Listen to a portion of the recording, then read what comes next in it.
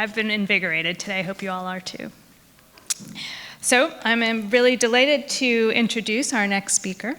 Kristin DeBoer has worked in the environmental field for over 30 years, including as the executive director of Kestrel Land Trust in Western Massachusetts since 2006. During this time, she led the organization's growth from a volunteer group to a professional regional land trust, which has tripled its rate of land conservation while expanding partnerships with local communities. Kristin also serves on the Northeast Wilderness Trust Board and the Land Trust Alliance's Leadership Council. Kristin has a bachelor's degree in economics and environmental science from Bucknell University, which is also my alma mater, and an MS in environmental studies from Antioch University. It is my pleasure to introduce Kristin DeBoer.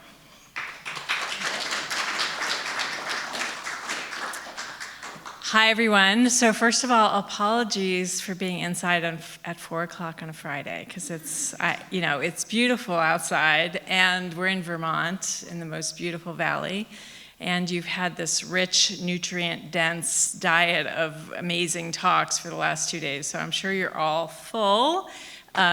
You've heard from scientists, you've heard from poetic, inspiring nature writers, and I'm a practitioner, so I'm going to give you a little different flavor of how this work gets done, hopefully. So I just want to start with a raise of hands. Who is either a member, a volunteer, a staff member, or just generally a lover of your local land trust? Okay, almost all of you. So there are a few of you, maybe you haven't discovered your land trust, but land trusts are everywhere, and I think it's the real powerhouse of the conservation movement.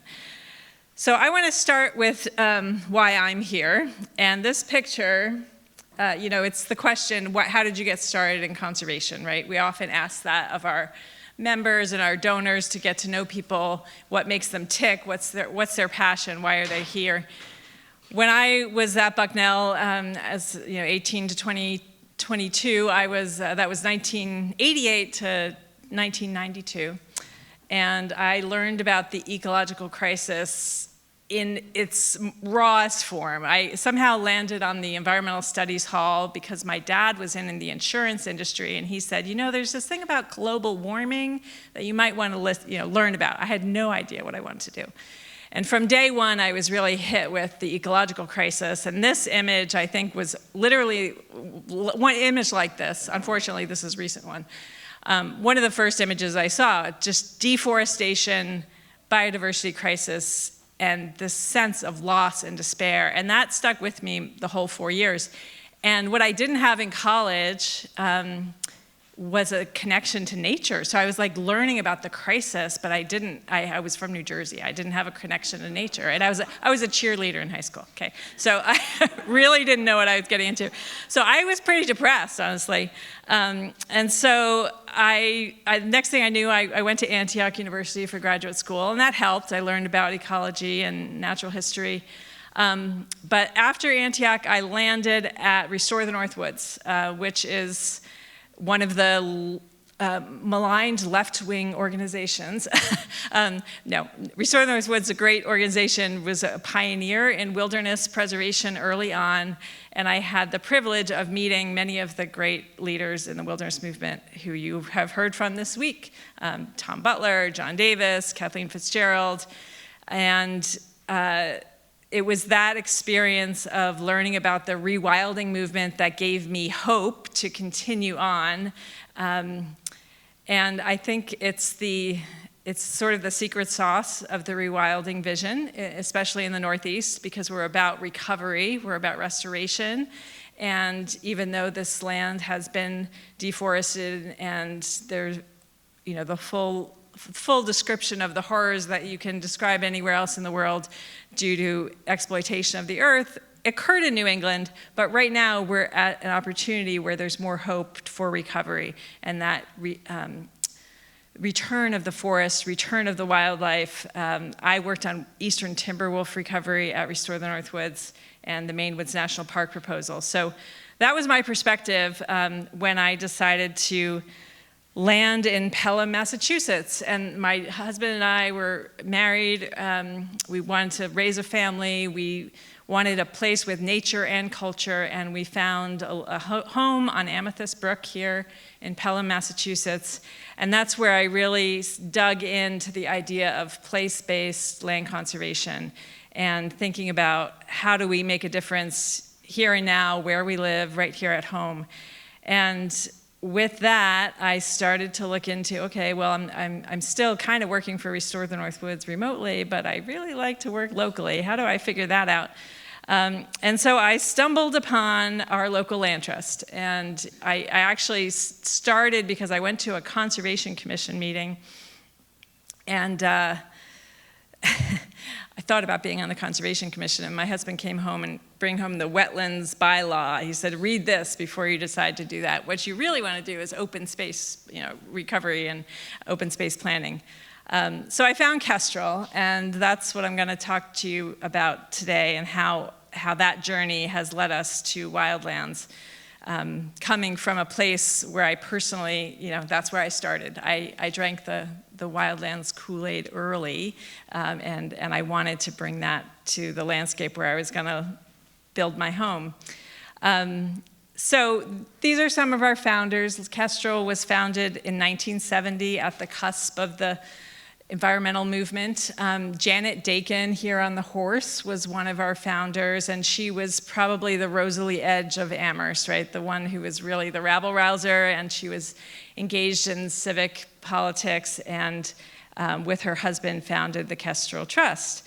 And so for many years, Kestrel served the town of Amherst quietly behind the scenes with the Amherst Conservation Commission.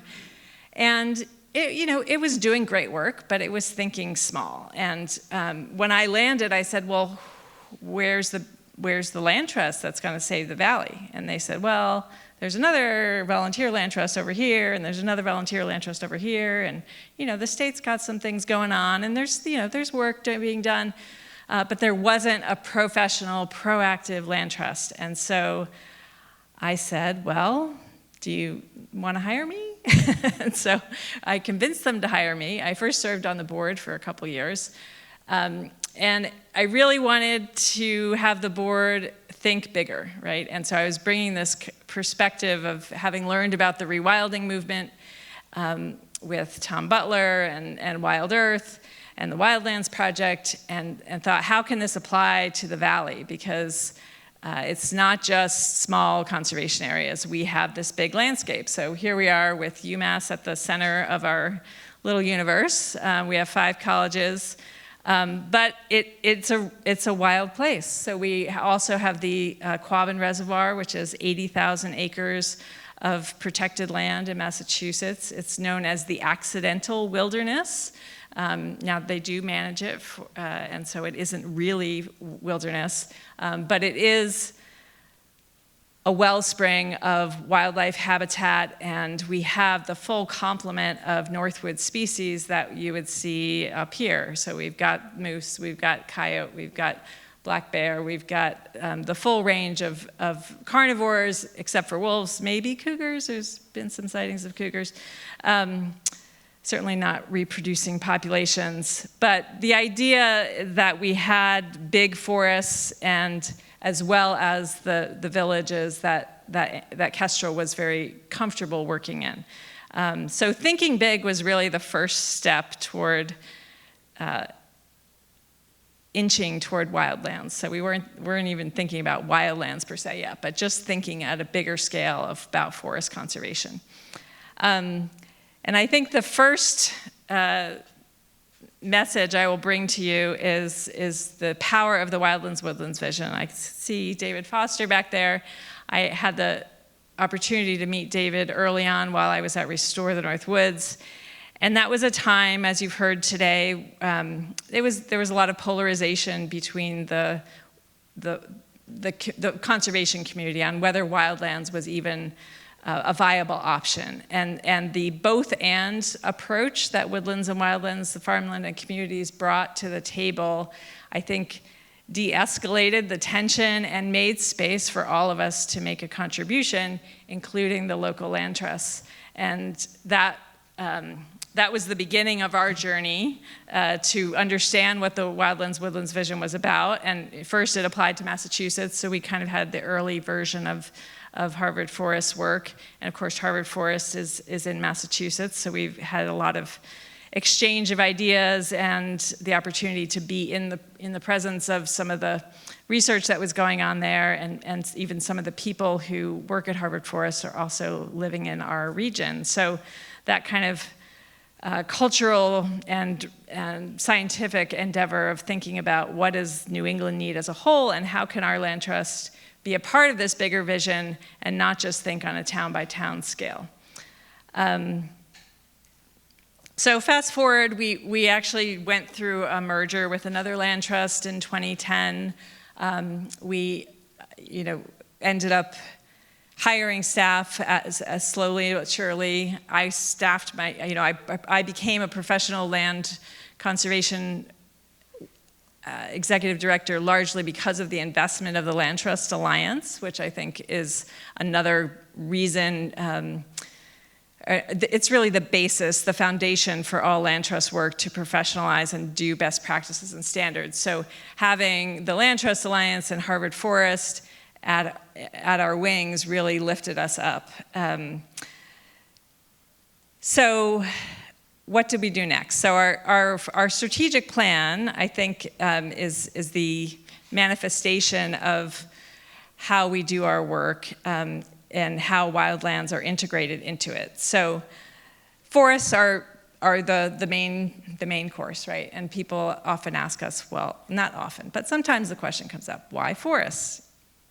We live in a forest, right? You leave a field alone for long enough, it becomes a forest.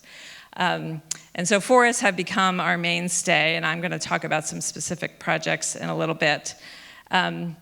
We are also in a region that is rich with farmland. We have some of the best farmland in the world, next to the Champlain Valley and some parts of Maine in New England. So this is an area that farmland, has to be part of what we do.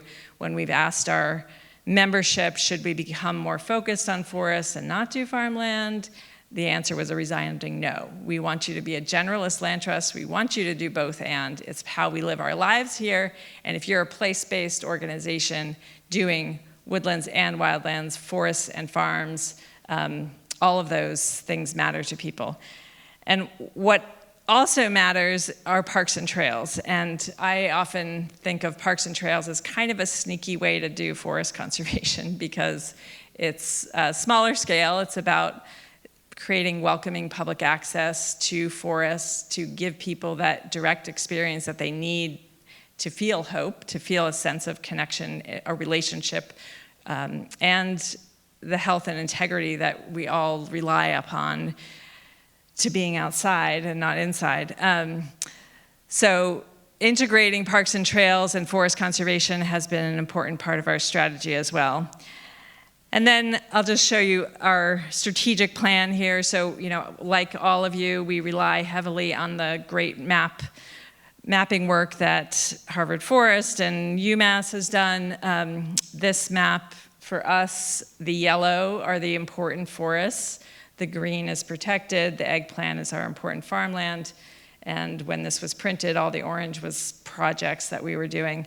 And really, making clear that our strategy for forests included woodlands and wildlands up front was an important part of the phase that we were in. This is our strategic plan that we're just finishing up now.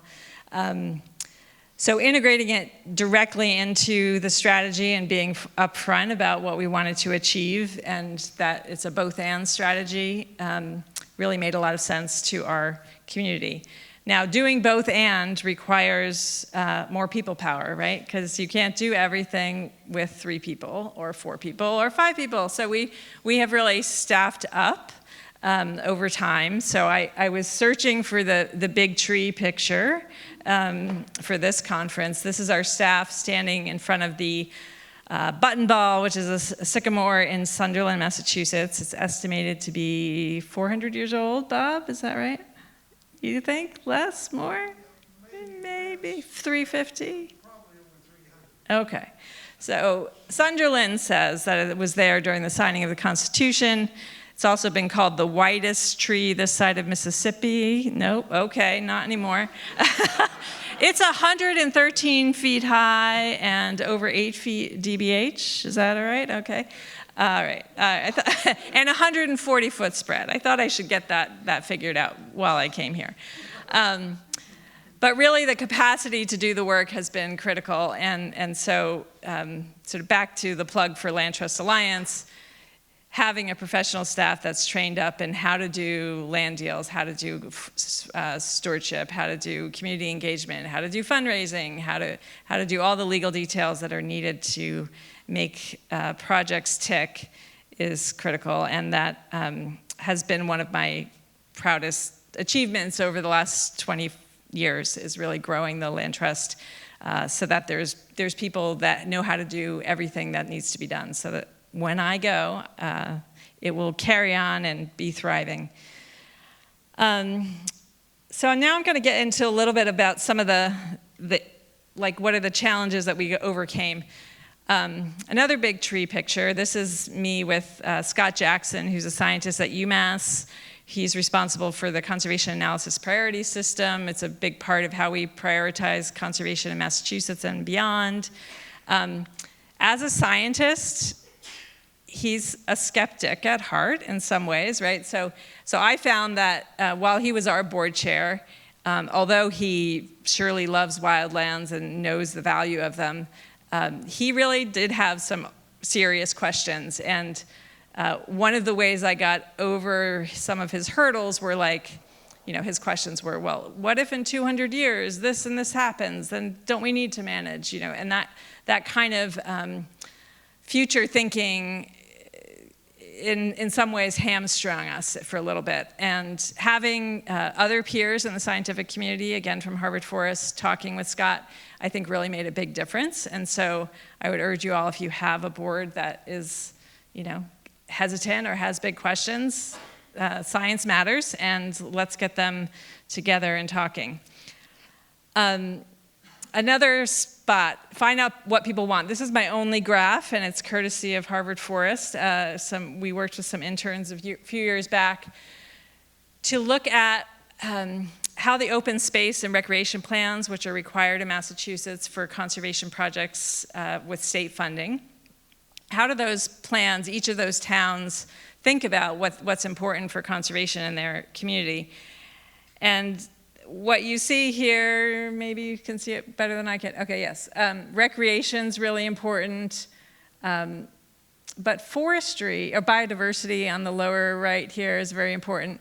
But forestry is not actually that important. And one of the things I found in some surveys that we've done with our members and other anecdotal stories is that when people general people who are not scientists, who are not foresters, when they think of conservation, they think it's wildlands protection.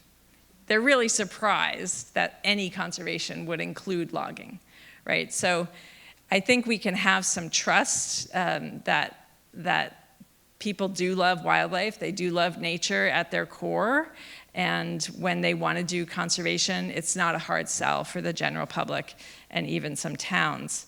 Now that there are exceptions to that rule, of course, but I think knowing where people are starting, knowing what they really believe in and what makes them tick is important.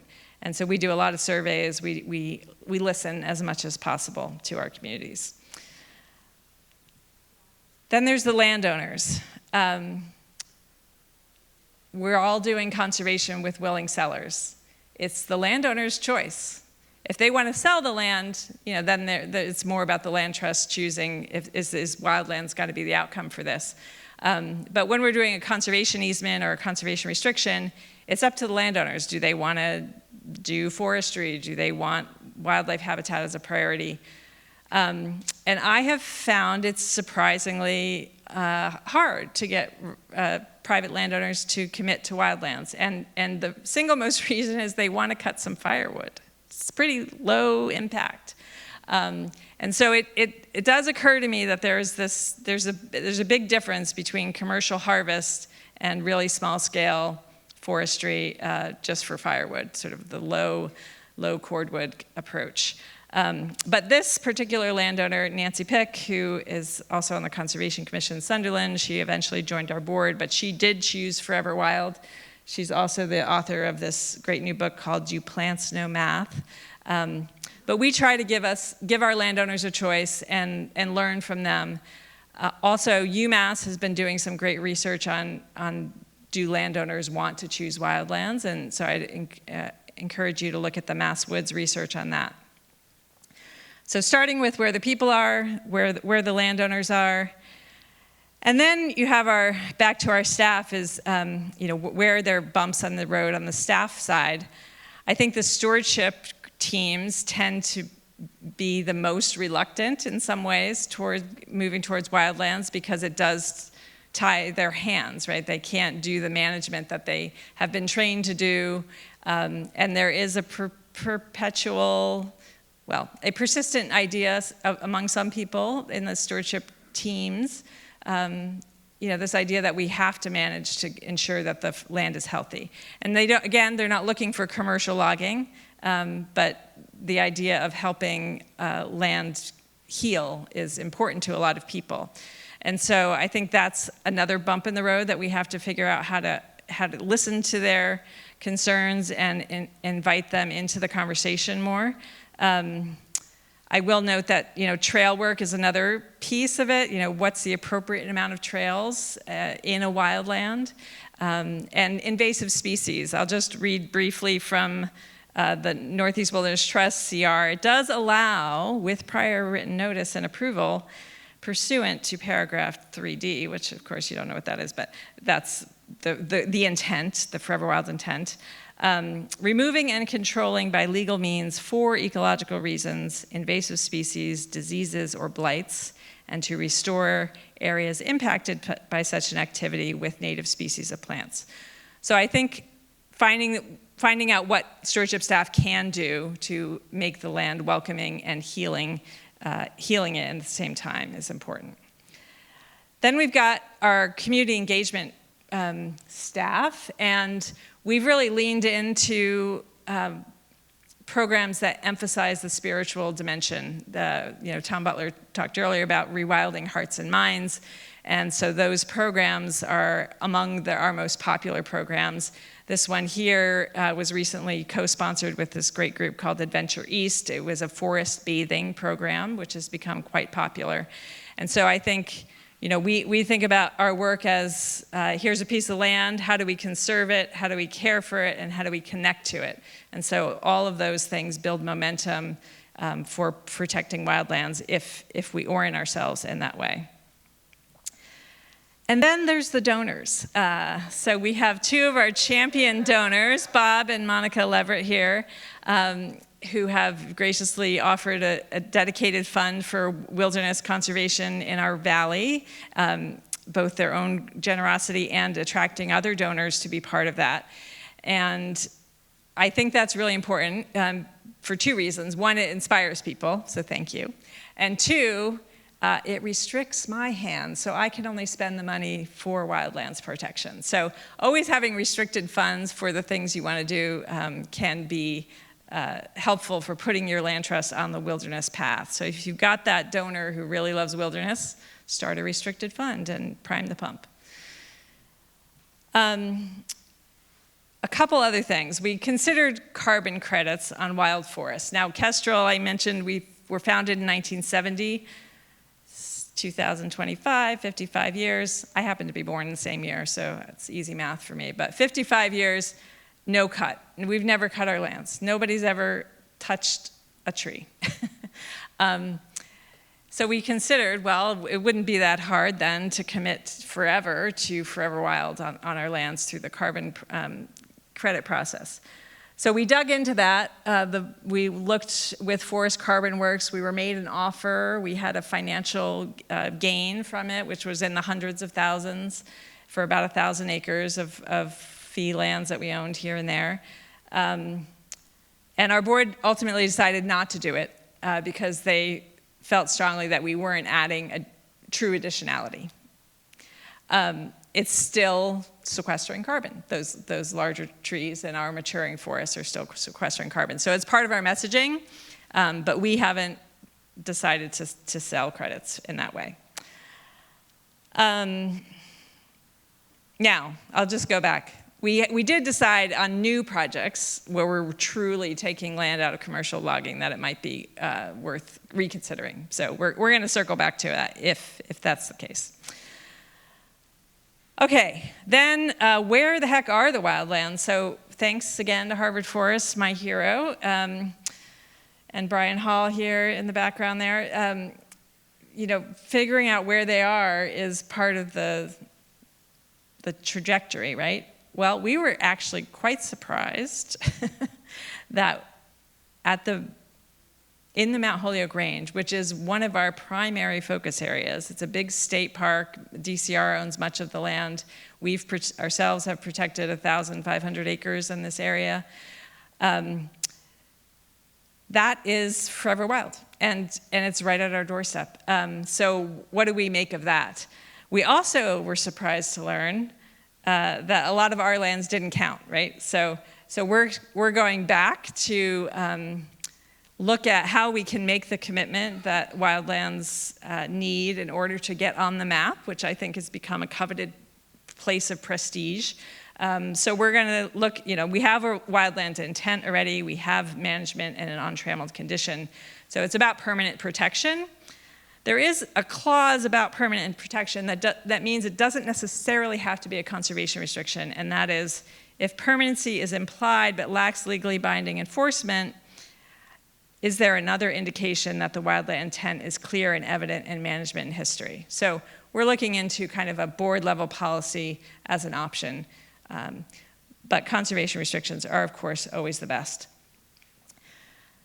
So I'm going to spend the last few minutes talking to you about a few of the projects that we have done that are forever wild. This first one is in Whately Woods. It's 120 acres, so small, small.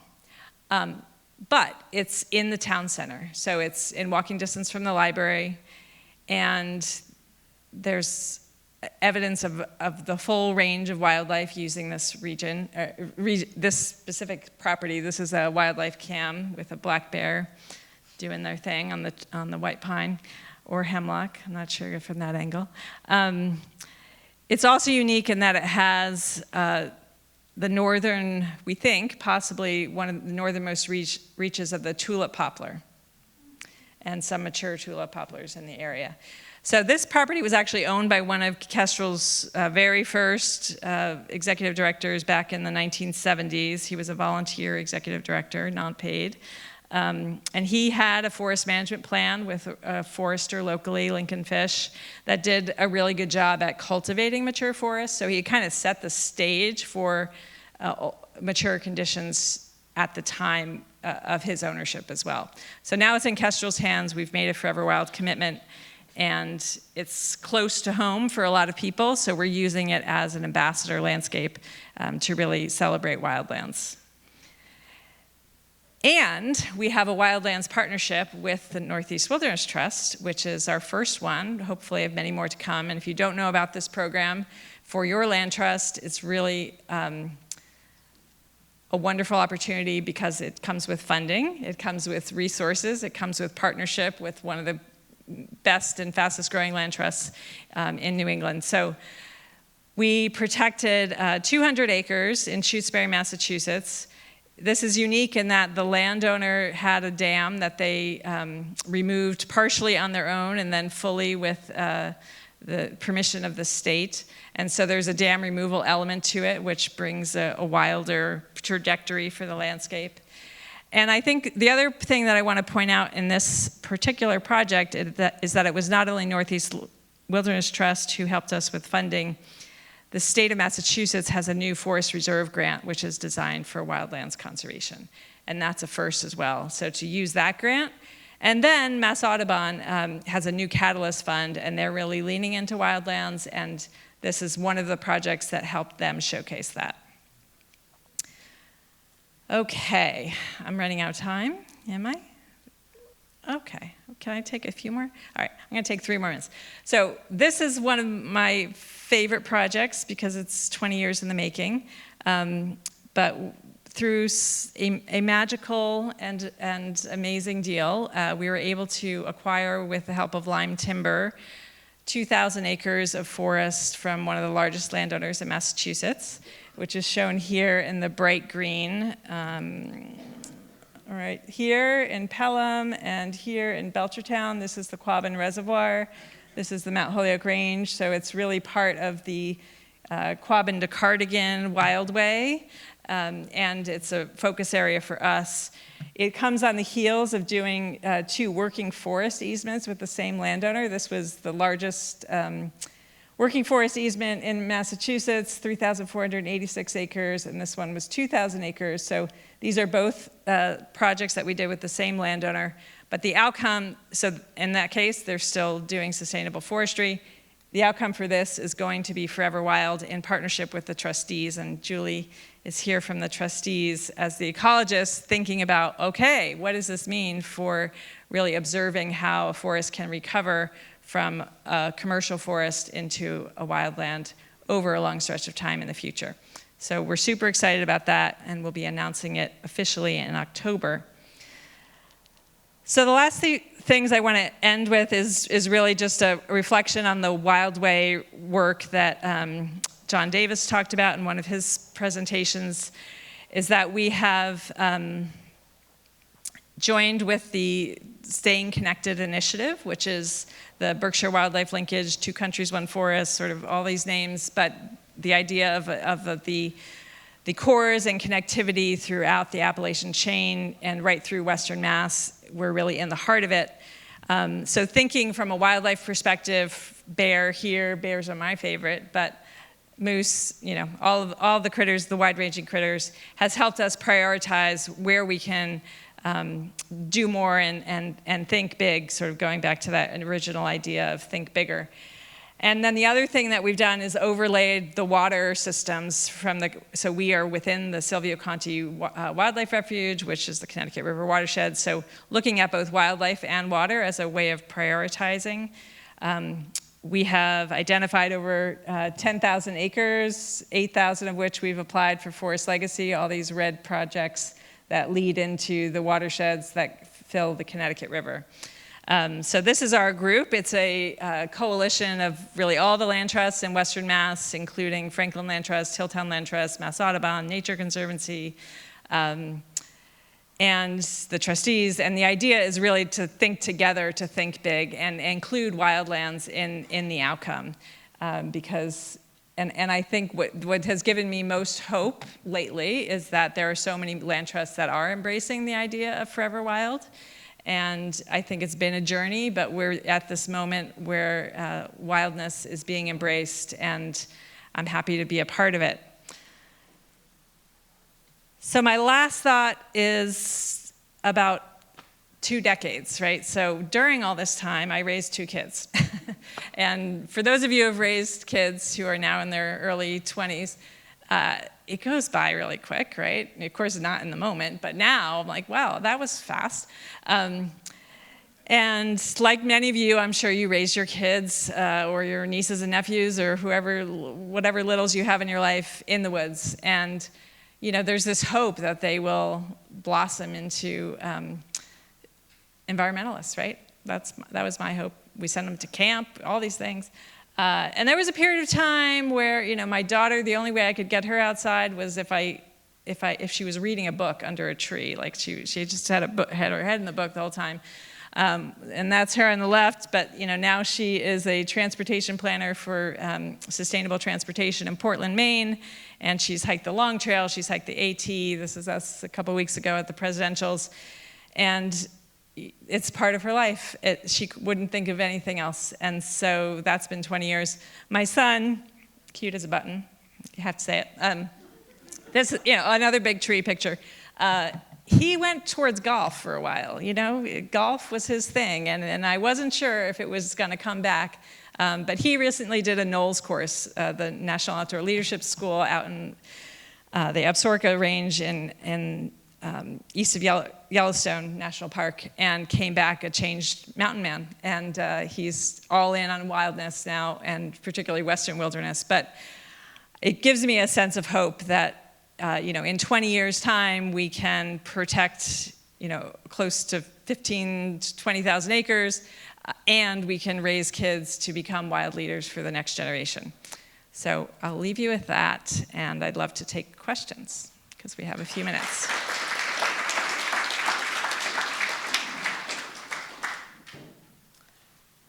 Any questions?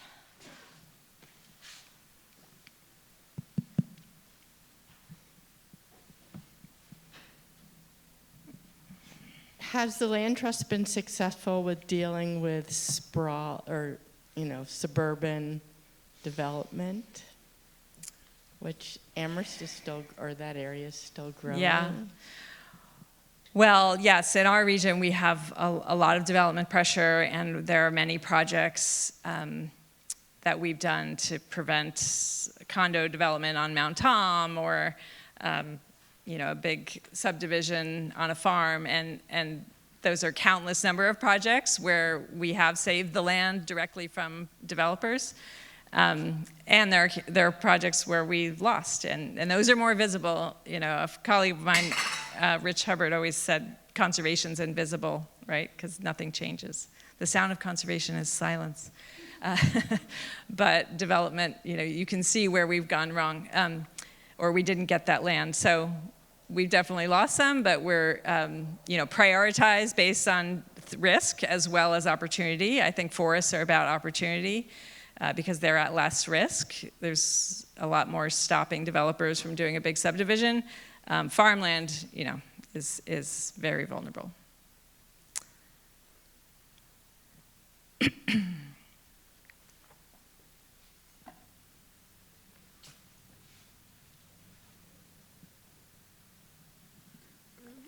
Kristin, have you found in the valley region through Kestrel and other courses a greater appreciation of the population as a whole for our wildlife? The little bear cub there reminded me, we have bear going through our yard and we love it. And yet if we were to go south into, let's say, Rhode Island, people would be scared and intimidated by that. So do we live in a very special region? Oh, we definitely, yeah, well, we always like to think we do, right? And the valley's very special.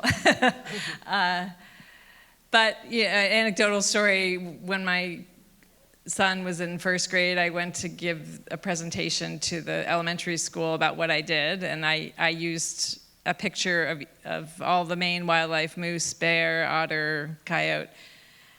And that was the basis of my presentation. And every single kid in that classroom had had a direct experience in a positive way, seeing wildlife in their backyards, in their larger homes. So I think, yes, I think wildlife are a high priority for people. And we've done some polling about that too, yeah.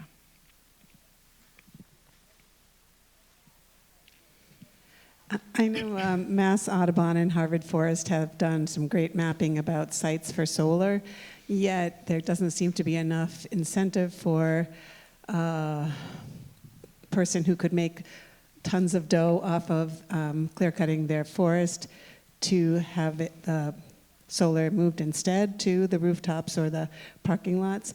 Can you talk about the struggle with solar on farms and forests?